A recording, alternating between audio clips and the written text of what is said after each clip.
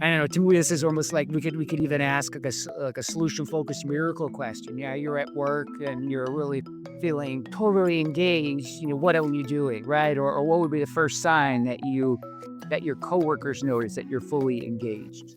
You're listening to Mentor Moments, where we talk about all things counseling, technology, education, and career development. I am Braden Wooters, and I'm joined by my co-host, Dr. Michael Keener. Grab a seat, and let's get started.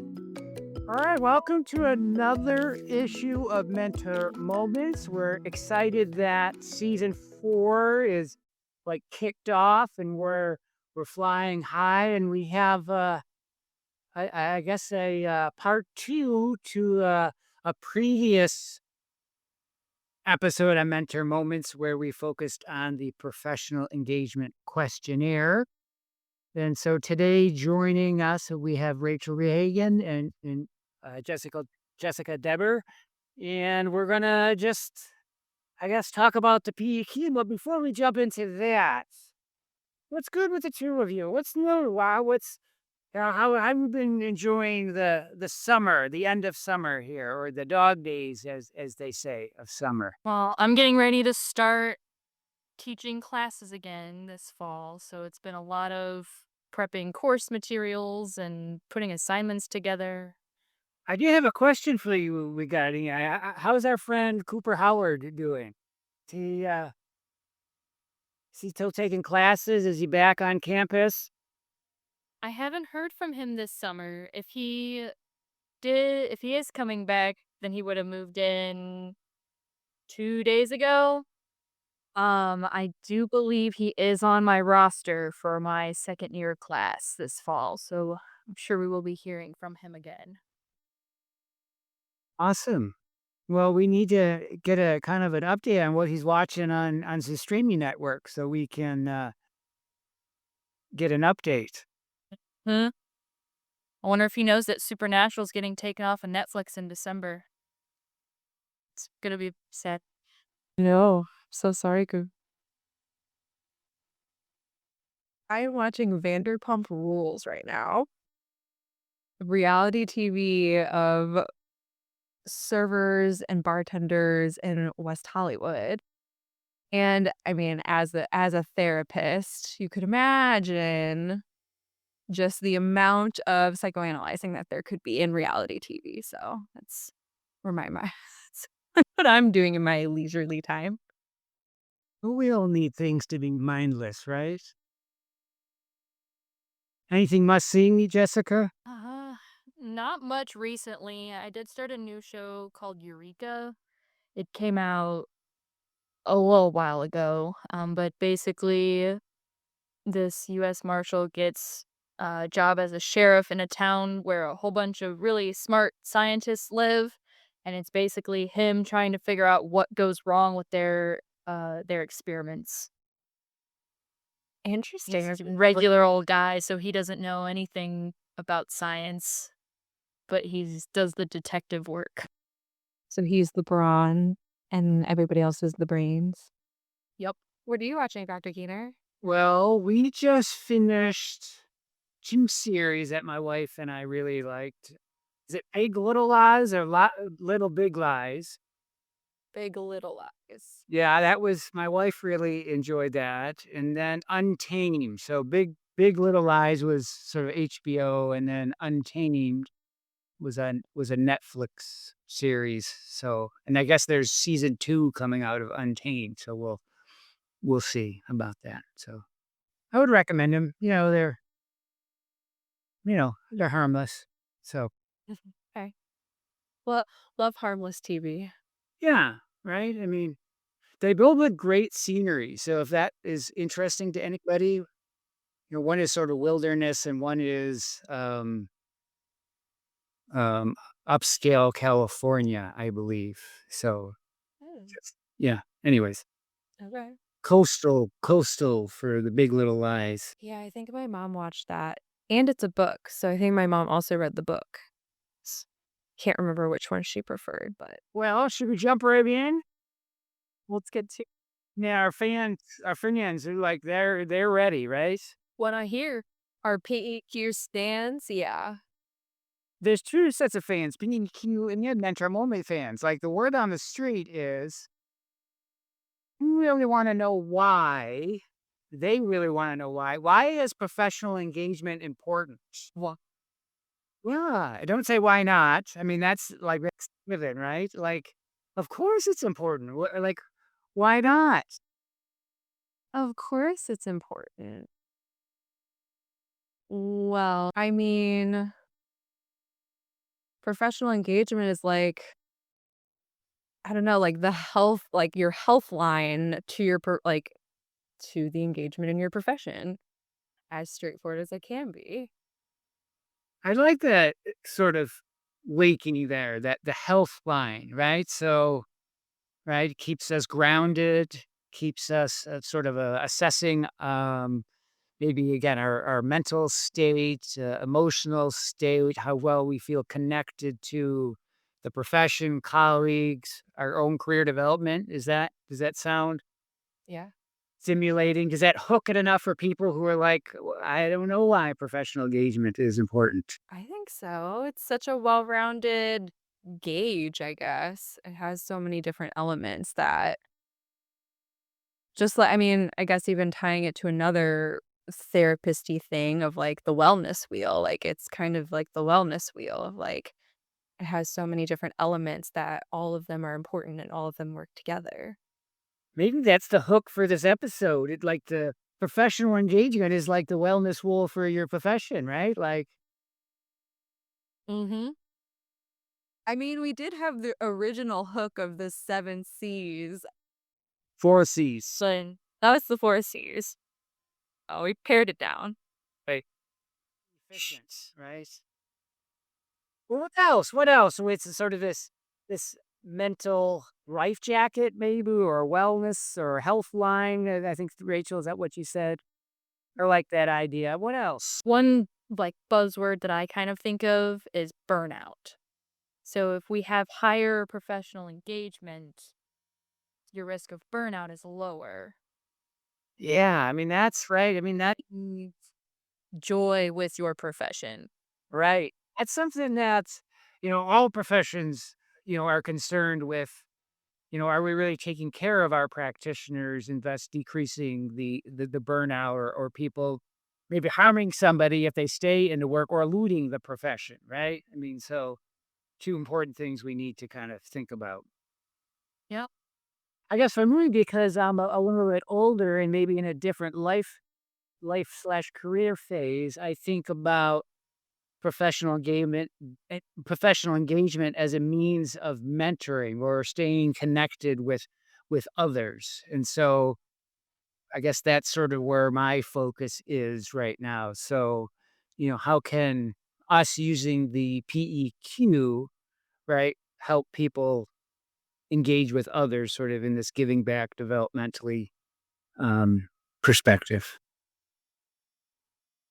So if mentorship's important for you to stay engaged in your profession, how does this podcast kind of fall into professional engagement? Maybe using a factor, maybe using your own definition. Well, I guess just initially, I would say, Lee, right? It keeps me engaged with the 2 of you, right? In Brayton, and so that just sort of, again, it keeps me young at heart, right? Um, and so maybe that ties into some of the, um, like, the factors on, um, like, there's sort of the collaboration piece and adaptability is sort of staying current.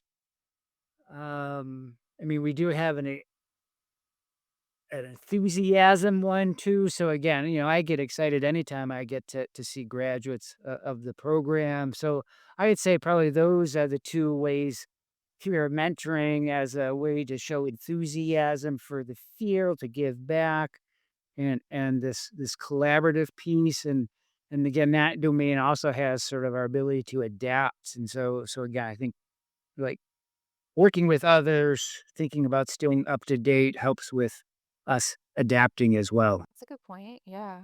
The collaboration. I mean, lifelong learning is always something that makes me think about professional engagement. So having guests on here, probably learning something new every time, kind of a thing. I mean, 100%. And to me, just even you saying that makes me think of ethical responsibility, right? We have this call, right, from our code to stay current, to make sure our practices are, effective. And so again, as you said, meeting new people or just re-engaging with people we already know, but just to hearing the great things that they're doing get helps support that as well. So should we like take a step back and talk about the origins of the PEQ? Yeah. Let's take the time machine back. I know, right? We gotta have Braden insert some sound effects there, right? For wait,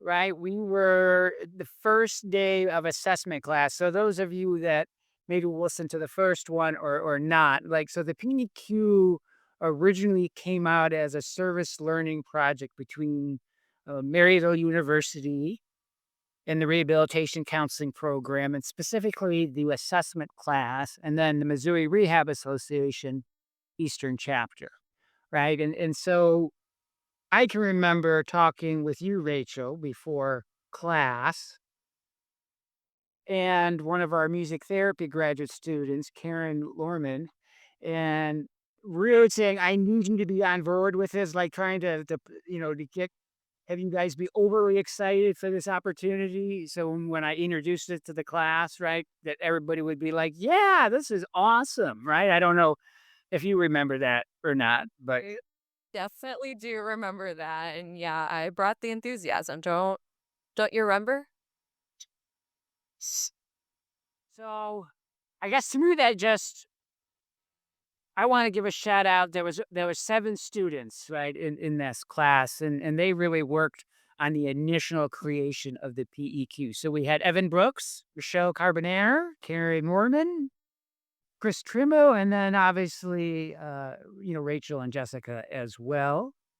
And then we sort of um at the end of this class sort of pared that down a little bit, and Karen kind of helped continue on a little bit.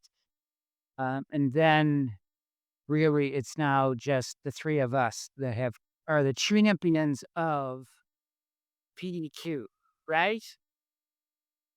Woohoo! Yeah, carrying on the legacy. Yeah. Right, creating, right? So I also wonder again, just I don't know, like, Rachel, you kind of talked about the original um PEQ.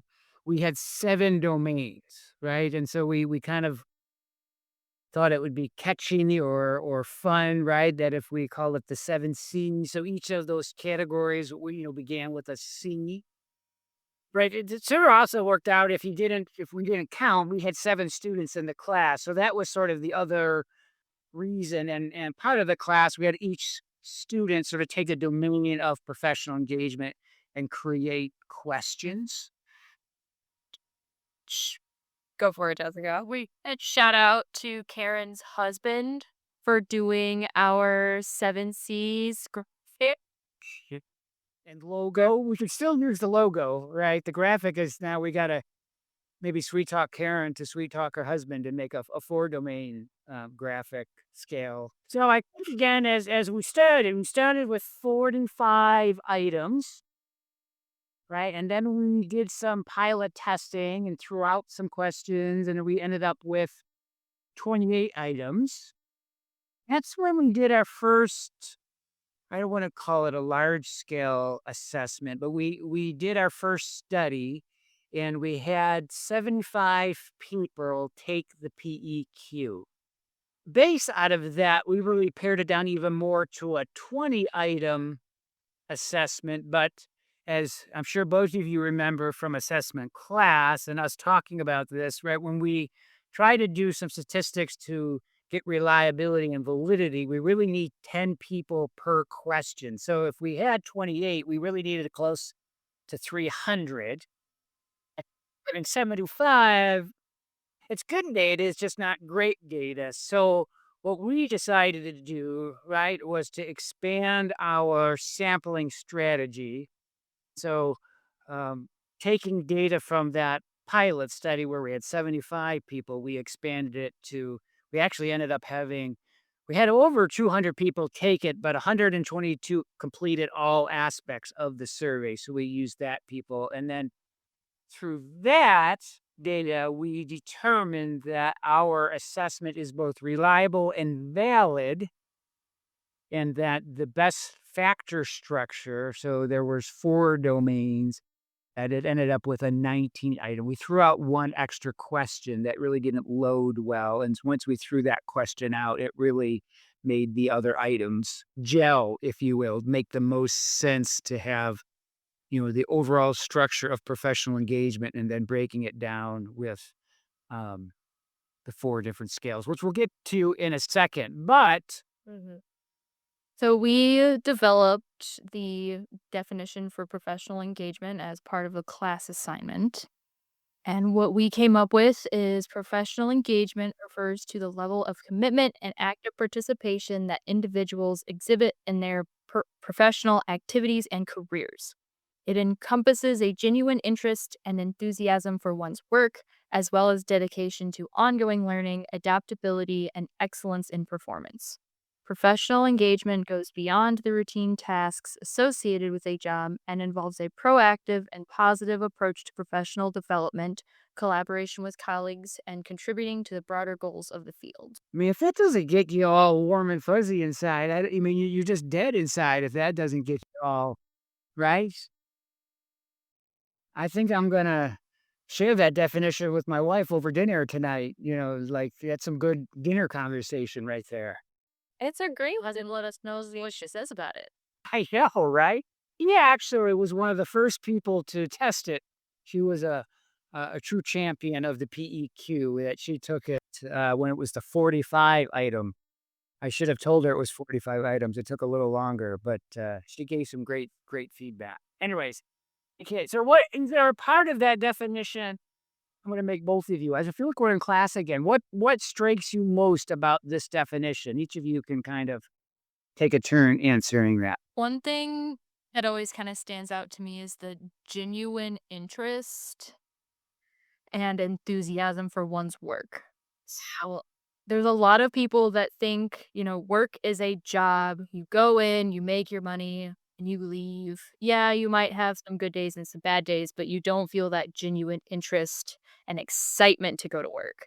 It's just another thing you have to do to be part of society in the world. Yeah, I mean, and that's also what stood out to me, and maybe, like, since we made the definition, again, I think when we made it, I was being a student, I was so into the learning part of it, everything, that now that I'm actually in the profession, like, full time, I'm with Jessica of, like, genuine interest and enthusiasm for one's work. I feel like I have weekly, if not daily, conversations with colleagues of, like, I love my job.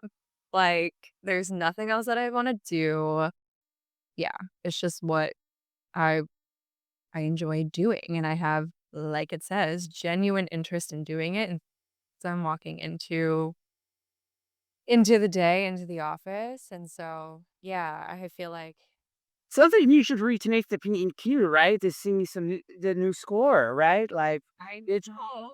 boost your name, right? Now that you're again looking at it from a new lens.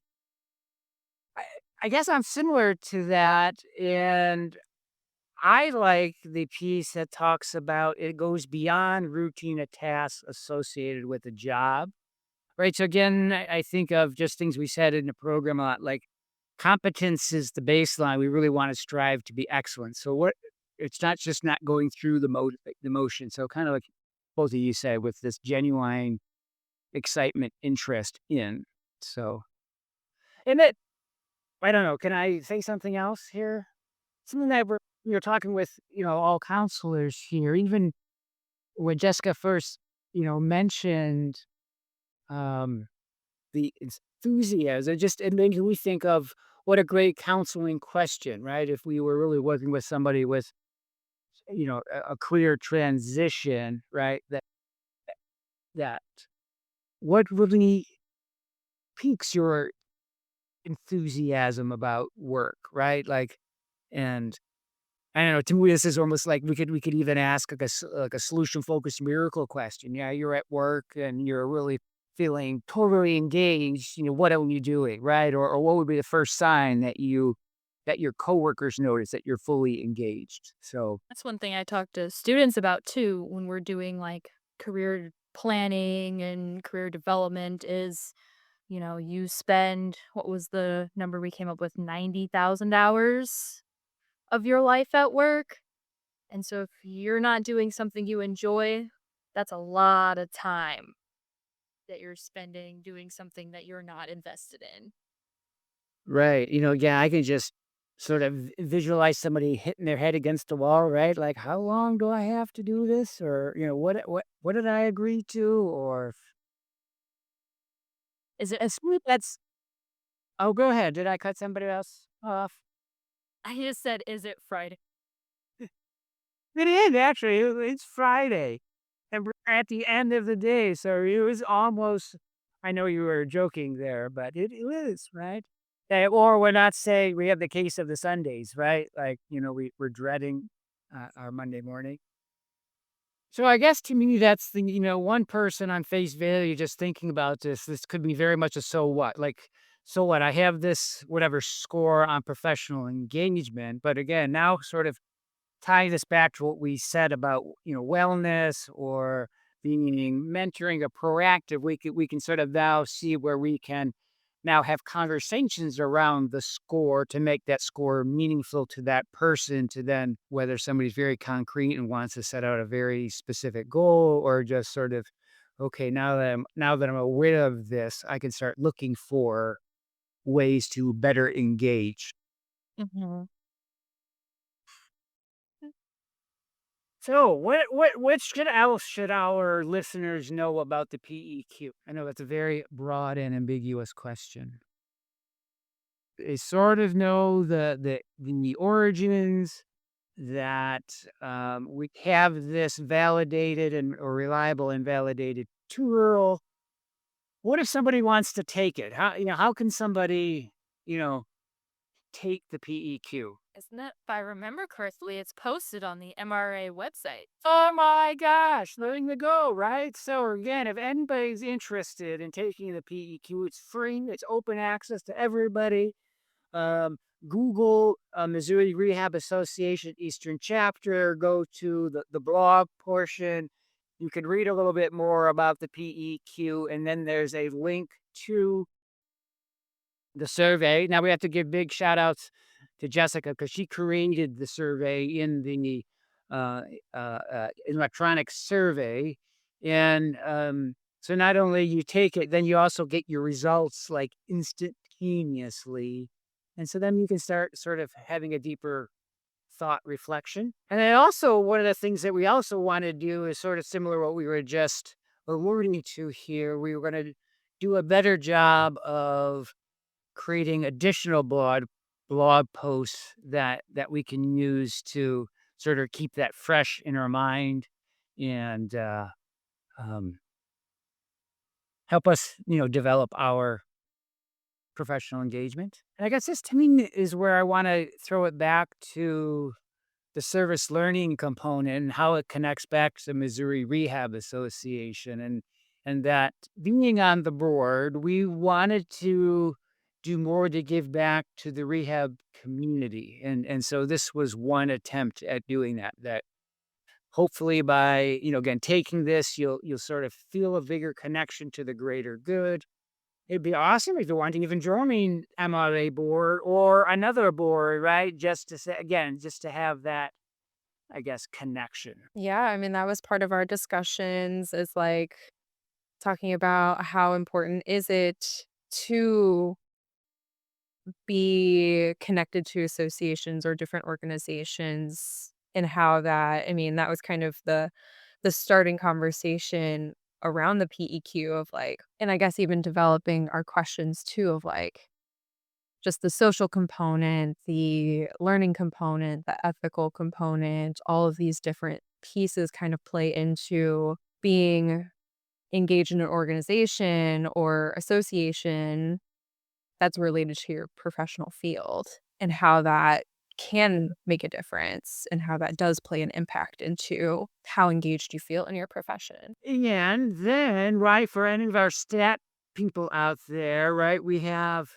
one article right now under review. We have another article written just based on we're waiting on the results of the first article. So hopefully we'll have the blog and then these two articles.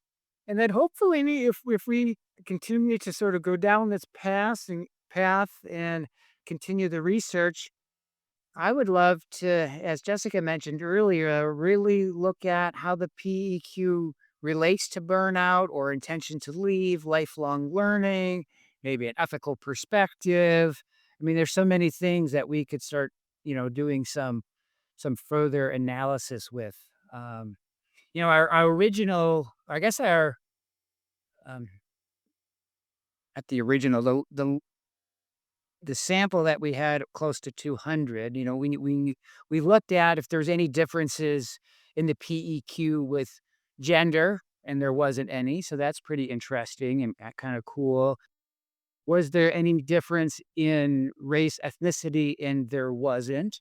And then we also looked at years in service, is there was a difference, and we didn't find any difference in there as well. So to me, that tells us that it's this construct is pretty well it fits again, it's pliable, it's resilient, it fits multiple demographics, and so, again, maybe once we get established within the counseling world, then maybe we can take it and make it even more broader to outside of the counseling world as well. The options are endless. So many opportunities. So many opportunities, and there's so many professions. We could gather so much data. So much data. We love data.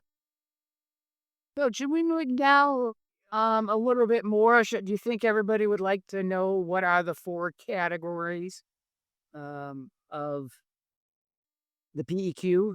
Absolutely. Right, that was not a rhetorical question, right? Yes. As we mentioned earlier, we have four subscales or four factors or domains. Um, the first one is collaborative adaptability. Right. So we're sort of looking at two things here that how well you are open to change, and then what part of professional engagement do you feel connected to others or from that collaborative piece? So there's seven questions here. So I'll just read all seven. Okay. So am I open to adapting to changes in my work environment? I feel seeking collaboration with others is necessary. I find relationships with coworkers meaningful. I embrace new technologies to enhance my professional capabilities. I believe consultation with a professional organization or colleague will advance my professional knowledge in the field. I have or will seek out a mentor or mentee to help increase my professional engagement. And I seek new ways to solve problems. So I guess just reading those, out loud to the both of you. Does any one sort of strike your fancy more than others? I believe consultation with a professional organization or colleague will advance my professional knowledge in the field because when you join MRA and you meet all the people, I learned so much going to the conferences and talking to everyone who's there, making connections about different programs, what services are out there. Most of the stuff I had never heard of before. It's like we'll pay you to say that for a good. Funny. I do this out of the goodness of my. See, this is that genuine piece. Yeah, I mean, I've attended the MRA conference in the past, so I definitely gain a lot of perspective through just, yeah, talking to others in the field and gaining and just learning information from everybody who's there. But I also think that, like, my colleagues and, like, mentors, I think finding mentorship is really important, especially early on in the field too, of, like gratefully, I work in a group practice, so, like, I have multiple people to kind of pick their brains. So that I don't know, I've just really realized that that's really valuable and, like, helps me broaden perspective. It helps me generate kind of like new ways to solve a problem and just things that I probably might not have thought of by myself or just with the same person over and over again. And I guess for me, maybe just because it's sort of on top of my mind right now is like artificial intelligence. So the question on I embrace new technology to enhance my professional capabilities. And to me, that ties in a little bit to another domain of continuous learning, but how we both ethically staying up to date with these new technologies and also learning how to use them and then deciding if we want to use them or not to enhance our, I guess, our counseling or our work. So, Right. Yeah. also domain two, commitment to continuous learning. Here we have um, four questions. The remaining three domains all have four questions. So, commitment to continuous learning. I actively seek out opportunities to enhance my professional skills. I engage in self reflection activities to enhance my adaptability. I regularly reflect on my professional experiences to identify areas where I can improve. I am committed to lifelong learning in my profession. Anything there you want to specifically acknowledge? I mean, this has always been the favorite part of any kind of career, job, education. Like, I just enjoy learning a lot of different things. Something that Something that I guess I miss now that I'm out of school and I don't have, like, it kind of built into my schedule or there's no really, like, formal training that I'm engaged in right now, so it's a little harder to come by per se, but still something that I think is super valuable and needed, especially to just continue to be adaptable too. Just like you said, like, learning new tools, like, we had the note system that we use had, like, a beta AI assistant that I didn't really engage with because I was like, "I don't know how I feel about it. I don't know how to use this." So, I think there's still more for me to learn in that area. Awesome. All right, factor three, engagement and enthusiasm. Okay. All the listeners can think about how engaged and enthusiastic are you, right? My current role allows for meaningful professional development. I am confident in initiating conversation with colleagues for professional engagement. I have enthusiasm for my profession. I'm excited for everyday tasks. When we talk about everyday tasks, I always think of progress notes. And I can't necessarily say that I feel super excited to do my progress notes. But does that mean that I'm not engaged in my profession? I think that's a personal question that you'll have to, ask yourself, right? And it's one of the things I guess we talked about since the beginning. We didn't want to necessarily pathologize anybody, so it's okay that you don't have to rate everything as a five because you're right. Like, writing progress notes can become the skill that we have to develop, and there's the sort of nuances within that. But it is sort of we're in it to do with the clients, right? Not necessarily to write case notes. So anybody listening, don't beat yourself up if you're not case notes, right? I also think, we would all understand the importance of case notes as well, right? So it's not like, we're still not taking, you know, a prideful approach to them. All right, domain four, our last domain. So it's learning orientation, sort of this growth mindset. I view mistakes as a natural part of the learning process. There's always room to improve my practice. I learn from mistakes. Embrace feedback as a chance to grow. I think this one can be hard for some people, right? was gonna say, I was like, I think I have a lot of thoughts that we don't have full enough time for to truly divulge in. Probably some like self-reflective things. Well, and that again kind of takes us to factor two as well, right? That, you know, are we really taking, do we have great supervision or consultation so we can be reflective on sort of having a growth mindset, right? To kind of connect a few of these domains together, the collaborative piece, self-reflection, and then, again, growth, learning orientation. Mm-hmm. Yeah. Yeah, I was kind of thinking like you have to have some of that self-reflection when you go into supervision so you can present the problems and learn from them. Where if we kind of have that wall up, we don't always acknowledge exactly what we need help with in the moment. That's pretty good, Jessica. I like that. Yeah, like if we come with our defenses up, we're not going to benefit from the consultation supervision, right? And if I always think of, you know, I always sort of do this, right? That can we be vulnerable in that setting to learn, right? So yes, even admitting something might be a little bit of a challenge, but hopefully there's that growth opportunity there as well versus I'm going to get yelled at or somebody's not going to like me or et cetera, et cetera. Mm. Well, what else? What's the closing word about the PEQ?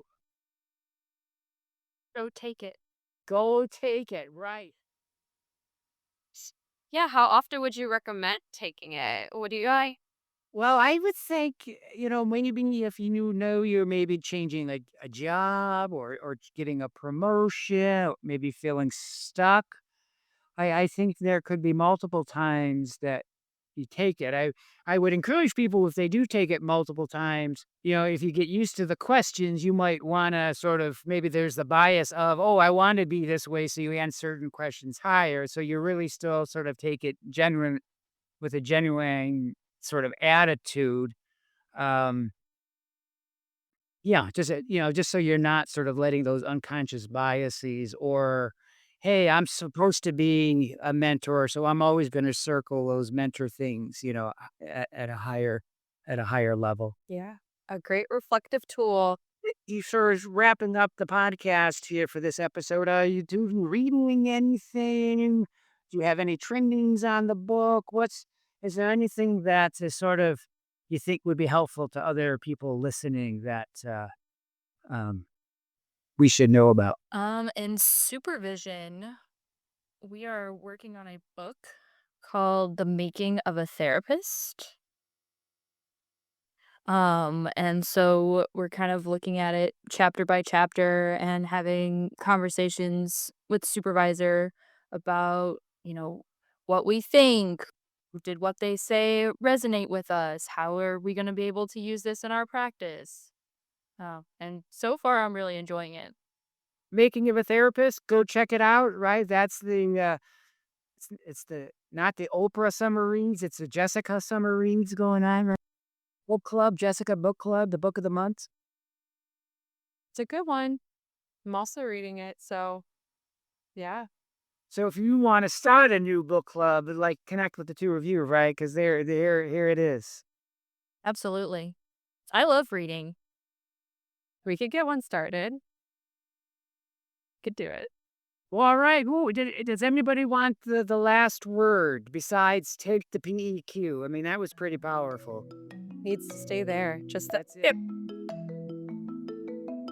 Hey, Take it for your growth and for our growth and the PEQ's growth. There you go. It's mutually beneficial. Well, Rachel and Jessica, thanks for joining us again. It's always great to see the two of you continue to do great work. And we'll see everybody next week on our Mentor Moments podcast. Sounds good. Thanks for having us. thank you.